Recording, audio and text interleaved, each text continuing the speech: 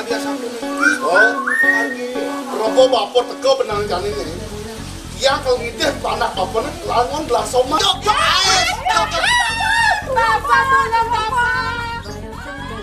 Drama gong salah satu kesenian Bali yang syarat tuntunan atau sesuluh hidup. Selain mengandung unsur estetika, seni pertunjukan ini lengkap dengan unsur etika. Penggunaan sorsinggih bahasa Bali sangat kentara dalam pertunjukan yang sangat populer pada era 1980-an ini. Karena itu, dalam konteks pelestarian bahasa dan aksara Bali, seni drama gong adalah salah satu medianya. Drama gong salah satu bentuk seni pertunjukan Bali yang memadukan unsur-unsur teater tradisional Bali dengan drama modern. Tokoh-tokoh populer dalam pertunjukan drama gong diantaranya Raja Manis, Raja Butuh, Putri Manis, Putri Buduk, Raja Tua, Permaisuri, Dayang-Dayang, Pati Keras, Pati Tua, dan dua pasang punakawan. Dalam kesenian drama gong, pemeran putri dituntut mampu mengekspresikan karakter putri kerajaan dengan baik.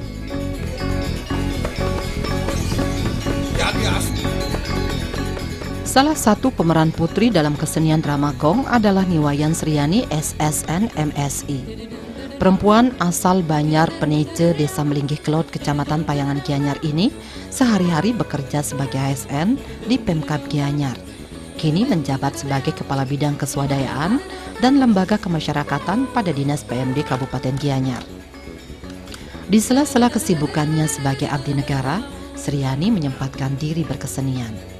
Tujuannya tiada lain, ikut melestarikan seni budaya Bali agar tetap ajak dari zaman ke zaman. Di rumahnya, Sriani juga mengelola Sanggar Tari Sriwedari yang memberi kesempatan bagi generasi muda untuk belajar seni tari. Ibu dari Iputu Surya Diatnika dan Nikade Mia Wulanika ini menyukai seni tari sejak kecil. Lingkungan keluarga juga mendukung kiprahnya berkesenian. Ayahnya seorang penabuh gamelan, tentu darah seni itu mengalir ke diri Sriani. Karena itu, setelah menamatkan bangku SMP, Sriani melanjutkan pendidikan seni tari di SMKI Denpasar, kemudian STSI atau ISI Denpasar. Ia tertarik drama gong sejak tahun 2000-an. Basicnya seniman tari, kemudian belajar memerankan tokoh drama gong seperti Dayang-Dayang, Putri, dan Permaisuri. Berkat bermain drama gong, Sriani sempat pentas di wilayah Bali dalam ajang PKB dan di luar daerah seperti Jawa atau Lumajang dan Lombok. Selama menempuh pendidikan di SMKI, Sriani aktif pentas tari di hotel-hotel dan juga kerap dilibatkan dalam ajang pesta kesenian Bali, termasuk selalu ngayah menari saat Pujawali di Pura. Demikian juga saat menjadi mahasiswi di STSI Denpasar. Setelah tamat STSI tahun 1999, Sriani pulang kampung dan bergabung dengan Sanggar Prembon Ratu Ayu untuk mendalami kesenian Arje. Dalam drama tari Arje, Sriani kerap memerankan Mantri Budu. Seiring perjalanan waktu, di Kecamatan Payangan terbentuk Listibia. Sriani yang waktu itu telah diangkat menjadi PNS, terlibat sebagai pengurus Listibia. Dalam rangka Hari Kemerdekaan RI, sepakat dibentuk drama gong. Dialah sebagai pembinanya. Ketika drama gong siap pentas, pada hari H, ternyata pemeran Dayang-Dayang berhalangan hadir. Akhirnya Sriani didaulat memerankan Dayang-Dayang. Setelah tayang di Bali TV, sejumlah pemain senior drama gong mendatangi Sriani dan menawari bermain drama gong dengan memerankan Putri. Sriani mengaku awalnya mengalami kesulitan memerankan tokoh Putri, terutama dalam penjiwaan karakter. Namun, lambat laun kesulitan itu bisa diatasi. Selain belajar secara mandiri, Sriani banyak mendapat arahan atau masukan dari para pemain senior yang sangat welcome terhadap dirinya.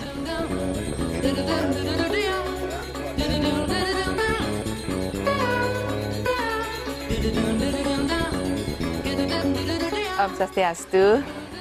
Baik, terima kasih.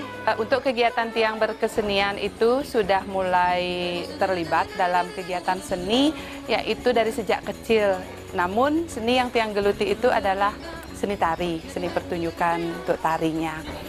Titiang tumbuh dan berkembang di Banjar Penece, Desa Melingih Kelot, Kecamatan Payangan, yang mana ketika sebelum sekolah, sebelum SD, saya sering ikut kegiatan latihan-latihan menari di Banjar, di lingkungan Banjar. Kemudian juga ikut kegiatan ngayah di pura-pura, baik tari lepas maupun sendera tari. Nah, dari sana Titiang tertarik terhadap dunia seni, kemudian Titiang melanjutkan mendalami niki ke SMA, yaitu ke SMKI. 4 tahun pengalaman di SMKI, akhirnya untuk kegiatan berkesenian Titiang lanjutkan di sana. Titiang juga sering mengikuti hajatan-hajatan seperti mengisi acara PKB, kemudian pentas ke hotel, dan tetap untuk kegiatan ngayah itu tetap Titiang lakukan. Nah, selanjut dari itu Titiang meneruskan ke STSI Denpasar, namun juga masih banyak kepada seni pertunjukan, yaitu seni tari. Nah, setelah tamat dari sana, Titiang pulang kampung ini ceritanya. Itu sekitar tahun 99. Nah, semenjak tahun 99 itu setelah tamat dari STSI, saya kembali berkiprah di rumah di Banjar Penece. Nah, dari sini mungkin dilihat sama teman-teman, akhirnya pertama Titiang bergabung di Sanggar Prembon Batu Ayung awalnya, yaitu untuk mendalami seni pertunjukan arje. Nah, di sana saya mengambil peran Mantri Buduh, dan Titiang banyak juga mendapat tempaan dari Ibu Nini, Ibu Chandri yang ada di Singapadu, malah ikut juga beberapa kali dalam PKB untuk seni pertunjukan Prembonike. Nah, kemudian itu mungkin sekitar tahun 2005-an atau 2006 itu terbentuklah Listibia di Kecamatan Payangan. Kebetulan Titiang adalah salah satu ASN dari Pemkab Gianyar yang waktu itu ditempatkan di kantor camat Payangan, dan di kantor camat Payangan terbentuk Listibia. Listibia nikilah kemudian membuat terdiri dari perkumpulan seniman-seniman sepayangan, kemudian mereka berkumpul membuat suatu bentuk pertunjukan apa yang akan gampang dipertunjukkan di samping Prembon, yang gampang nanti untuk kegiatan ngayah ke pura-pura di sewewengkon Payangan. Akhirnya dalam rangka 17 Agustus kami membuat satu bentuk pertunjukan drama gong. Namun pada saat itu Titiang tidak ikut menari. Titiang hanya ikut membina, anggaplah membina dan mengarahkan apa yang akan ditampilkan dalam drama gong itu dengan teman-teman Listibia lainnya. Tetapi ini mungkin karena sudah harus garisnya seperti itu, pada saat pentas yang mendapat tugas sebagai dayang waktu itu Emban tiba-tiba berhalangan hadir. Ini sudah hari H pentas, dia berhalangan hadir. Nah, pada saat itu langsunglah Titiang didaulat di tempat itu untuk memerankan tokoh dayang. Pakaian apa tidak bawa, ini diambilkan sama teman, pakaiannya langsung pentas, langsung menari. Nah, dari sana ini juga direkam Bali TV, kalau tidak salah itu juga ditayangkan oleh Bali TV. Nah, setelah ini tayang di Bali TV, barulah kemudian rekan-rekan yang sudah lebih dahulu terjun di drama gong datang ke Titiang menawarkan untuk lebih dalam lagi menggeluti drama gong. Yang pertama hadir, Titiang ingat beliau juga sudah almarhum, yaitu almarhum Pak Oyan Tablo yang datang ke sini mungkin dengan Pak Tut Sariase dan Kak Lole kalau tidak salah, itu yang pertama datang ke rumah nawarin Titiang, mengajak Titiang untuk bergabung di drama. Dan dia berkesan, Bu Yan nggak cocok di dayang, lebih cocok ke putri gitu beliau katanya. Namun Titiang mencoba untuk artinya mendalami nikah dan mau itu intinya, kalau untuk berkesenian apapun saya pasti siap. Yang berperan sebagai putri, yang pertama yang paling saya susah yaitu mengatasi gerak. Karena waktu awal, karena basic Titiang adalah tari, kan semuanya adalah di gestur. Ekspresinya itu di tangan, tubuh, mata, gestur, pokoknya dia bergerak. Sementara kalau di drama gong itu kan lebih ke ekspresi dan penjiwaan. Nah, di situ awalnya agak kagok waktu turun pertama ke drama, gimana mengatasi, kita bicara, kita melontarkan ekspresi, tapi yang bergerak tidak terlalu banyak di tangan, namun hanya di penjiwaan yang lebih. Namun dengan berjalannya waktu, Astungkara itu dapat Titiang atasi.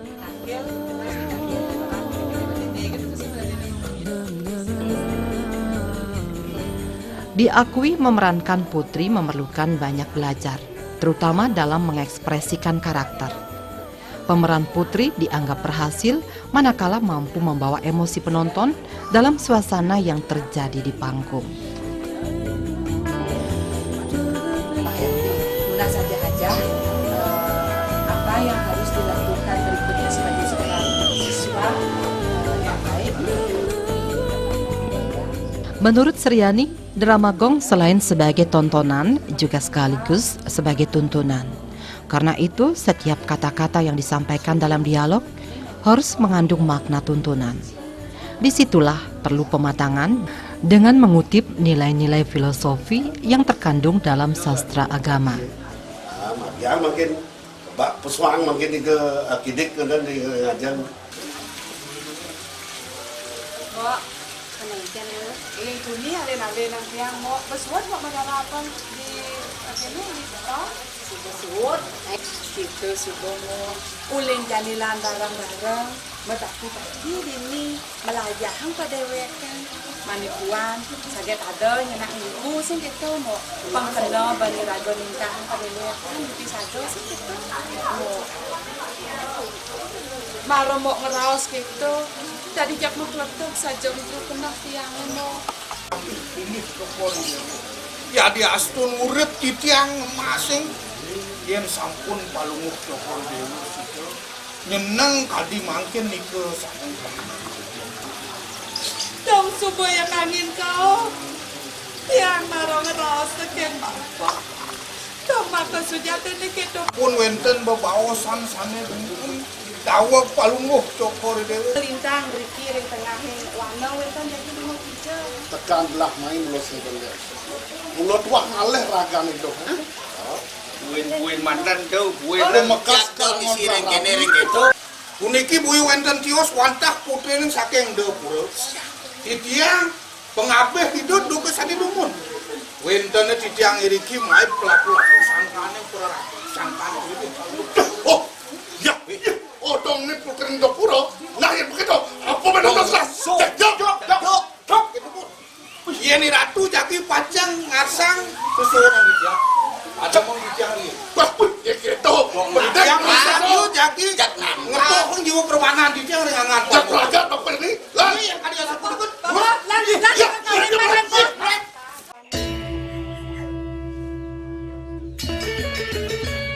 Tokoh Putri juga dituntut mampu memerankan adegan roman dengan putra raja selain mengekspresikan suasana sedih dan marah. Disinilah Sriani sempat kagok. Tetapi karena itu tuntutan panggung, profesionalitas menjadi hal yang penting.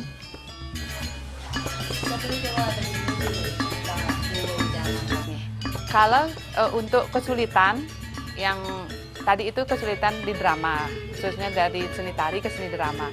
Kemudian untuk tokoh Putri sendiri yang menjadi tantangan buat Tiang itu, di samping Putri itu membawakan berbagai karakter, manis iya, keras iya, anggun iya, lembut juga iya. Itu juga menjadi suatu tantangan bagaimana mengekspresikan itu agar semuanya nyambung. Agar ketika kita marah, penonton juga ikut terbawa dalam suasana kita, itu menjadi tantangan yang khusus buat Tiang, sehingga Tiang harus kadang-kadang sering juga nonton sinetron, nonton yang sudah duluan, bagaimana caranya mereka berekspresi agar ekspresinya itu jatuh juga ke kita. Jadi ketika Tiang berperan di panggung, bagaimana caranya agar penonton itu juga terhanyut atau terbawa dalam suasana yang Tiang perankan. Di samping itu, satu lagi yang menjadi keistimewaan itu di dalam Putri, karena saya tahu drama itu adalah sebuah pertunjukan yang memberikan tuntunan, tidak hanya tontonan. Jadi setiap kalimat yang disampaikan itu agar mengandung makna yang dapat dijadikan sebagai tuntunan atau contoh oleh masyarakat ataupun oleh penonton. Sehingga petikan-petikan beberapa sastra, petikannya Titiang sering ambil di sana untuk menambah mantapnya dari suatu dialog ataupun mantapnya sebuah pertunjukan. Itu juga menjadi tantangan buat Tiang, jadi harus buka-buka buku lagi, buka-buka literatur lagi untuk melihat atau menyampaikan apa yang harus diucapkan. Tidak hanya kata-kata umum yang disampaikan, namun ada sedikit petikan bahasa Kawi, kemudian ada sedikit sloka yang disampaikan, yang nanti akan lebih istilahnya ngewayahang daripada karakter yang dibawakan itu. Nah kemudian kalau untuk di tantangan ketika berakting itu, karena di drama itu adalah acting, jadi ketika kalau acting sedih, saya paling senangnya acting sedih, itu paling masuk ke hati, itu lebih ini Titiang bawakan, dan yang marah. Kemudian yang agak kagok itu adalah ketika roman dengan putra, itu agak sedikit, kadang-kadang kan agak gimana gitu perasaannya, namun Titiang harus bisa bersikap profesional bahwa mana di panggung, mana di belakang panggung. Jadi ketika saya di panggung, saya adalah tokoh itu. Jadi saya mengesampingkan yang lainnya agar saya bisa totalitas di dalam memerankan peran itu. Tentu karena drama yang menjadi media utama adalah dialog. Media utama daripada drama. Kalau seni tari tentu gerak media utamanya. Kalau gerak ya geraknya harus bagus. Karena drama media utamanya adalah bahasa, tentunya tata bahasa itu menjadi sangat penting sekali. Sor singgih basa dalam tokoh putri khususnya itu sangat memegang peranan. Agar tahu kalau putri kerajaan seperti apa sor singgihnya. Putri ketika di hutan seperti apa sor singgihnya. Itu penting. Tetapi menurut Titiang, agar tampil metaksu itu adalah penjiwaan, pengkarakteran. Jadi kita harus bisa menjiwai peran yang sedang kita bawakan. Misalnya seperti tadi, peran putri itu sedang apa? Sedang sedih atau sedang marah. Kita harus benar-benar masuk ke jiwa itu. Kita harus benar-benar merasakan bagaimana ketika kita sedih, bagaimana ketika kita marah. Di samping itu, agar lebih metaksu, tentunya bekal-bekal bahasa, bekal-bekal dialog itu harus juga dimatangkan agar apa yang kita sampaikan itu benar-benar adalah sebagai suatu tuntunan yang patut untuk digugu dan valid berdasarkan karya sastra. Sriani berharap seni pertunjukan drama gong selalu eksis ke depan. Salah satu caranya adalah dengan memberi kesempatan drama gong tampil sebanyak-banyaknya. Generasi milenial juga diharapkan tertarik dengan drama gong dan ikut melestarikan kesenian ini. Kemudian pernah juga berperan sebagai prami, karena di samping putri, Titiang juga pernah berperan sebagai prami juga. Kemudian setelah di pengalaman Titiang dengan para senior ketemu di pertunjukan itu, akhirnya karena kebetulan di Payangan ada sekolah SMK yang Titiang juga mengajar di sana, dipercayakan untuk mengempu mata pelajaran seni budaya, dan pas Bapak Kepala Sekolahnya juga sangat welcome sekali dengan keberadaan budaya. Akhirnya Titiang memilih memasukkan sebagai mata pelajaran prakteknya memilih drama.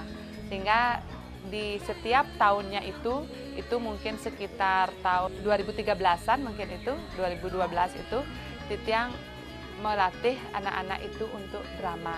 Sehingga di 2017 Drama Gong SMK juga sempat tampil di ajang PKB. Itu binaan Titiang beserta dengan senior-senior Drama Gong dan beberapa seniman-seniman yang ada di Payangan. Berbekal dari pengalaman Titiang sebelumnya tampil di panggung, akhirnya Titiang tuangkan kepada anak-anak itu untuk mereka berekspresi juga melalui Drama Gong. Sehingga kalau pemeran laki-laki, timpamanya Titiang perlu bantuan dari yang lainnya, Titiang minta tolong pada rekan lainnya untuk bersama-sama membinanya di sana. Kalau di rumah, Titiang ada sanggar tari yang namanya Sanggar Tari Sriwedari. Di sini lebih banyak ke seni tari. karena yang di Banjar itu mereka lebih seringnya tampil ke seni tari dan juga kadang-kadang melatih sendera tari, seperti itu juga bersering Titiang latih juga di sini. Namun seperti tadi, ketika diperlukan untuk melatih harja, melatih prembon ataupun drama, saya bersedia untuk bersama-sama belajar untuk dipertunjukkan itu. Sangat berharap sekali pertunjukan drama gong itu masih tetap eksis ke depan agar satu, seni dan budaya adiluhung yang itu termasuk seni yang sangat kompleks sekali. Drama gong itu di samping arjo dan prembon, drama gong juga salah satu seni yang sangat kompleks, yang sangat gampang dipahami oleh penonton.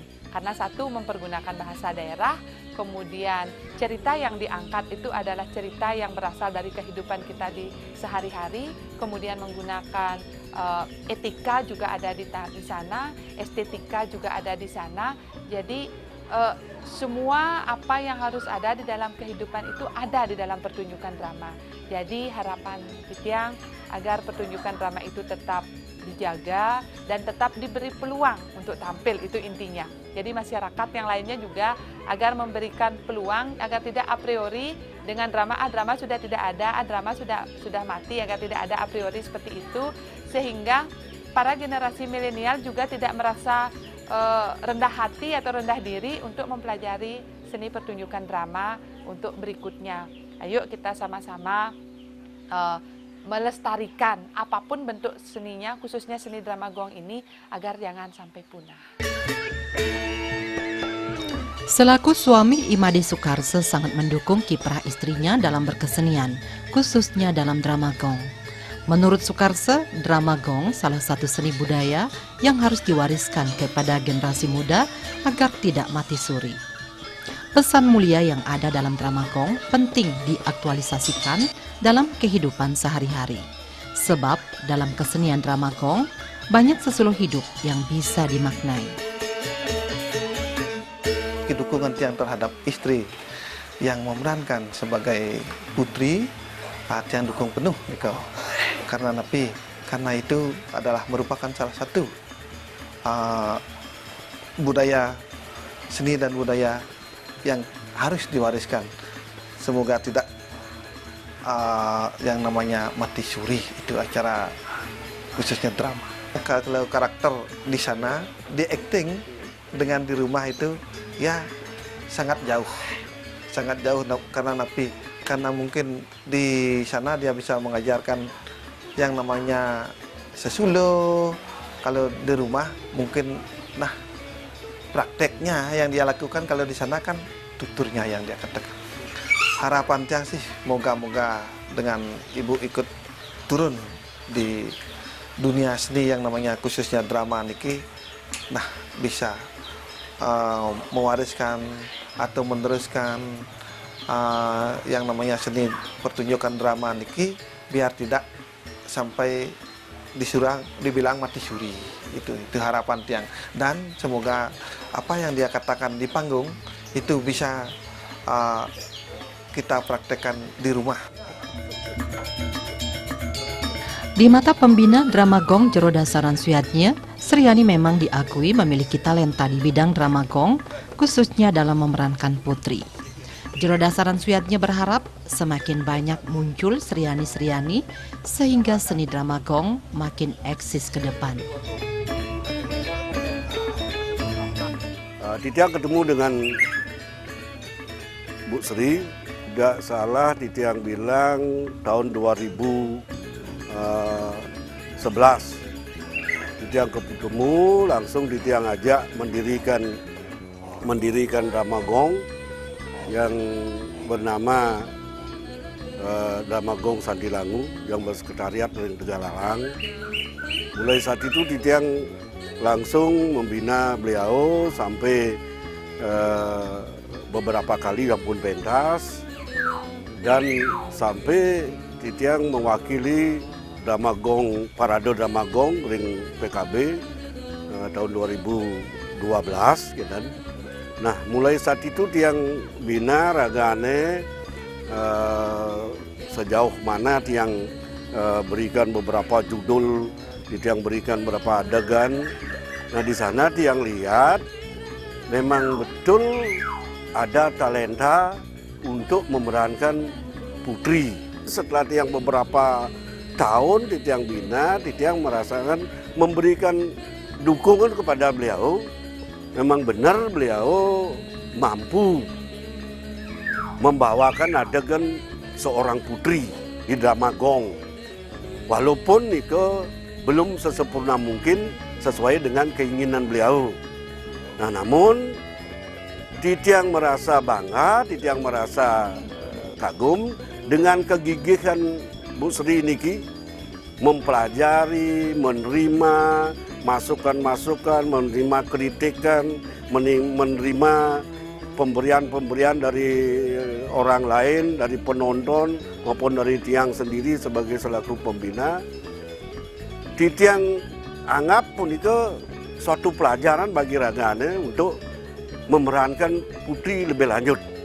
Nah di sana kebanggaan Titiang melihat kegigihan beliau. Mogi-mogi selanturnya wenten malih tumuh Bu Sri seperti beliau di dalam memerankan putri ring drama Gong. Dan sejauh pun itu Raris Titiang berharap, harapan Titiang sekali dengan kegigihan beliau dan kemampuan beliau memerankan tokoh putri di drama Gong menjadi aspirasi bagi generasi-generasi muda milenial sekali mungkin untuk terjun di bidang drama Gong. Titiang selaku pembina dengan tangan terbuka pisan, yang wenten generasi Titiang selanjutnya puniki wenten arse, wenten kayun, kena merasa ketakutan mungkin dan bersidang karena magian itu, wenten arse jaga terjun di bidang drama Gong. Titiang dengan tangan terbuka pisan, Titiang sanggup jaga membina generasi muda berikutnya supaya drama niki muncul kembali, berjalan kembali, walaupun tidak se-eksis dulu, kan? Tetapi masih bisa, masih mau generasi kita untuk mempertahankan dan melestarikan seni budaya yang berkaitan dengan pentas drama Gong. Pemirsa, demikian kiprah kesenimanan Sriani yang mengawali drama Gong dengan memerankan dayang-dayang, akhirnya dikenal sebagai pemeran putri. Semoga semangat berkeseniannya selalu menginspirasi.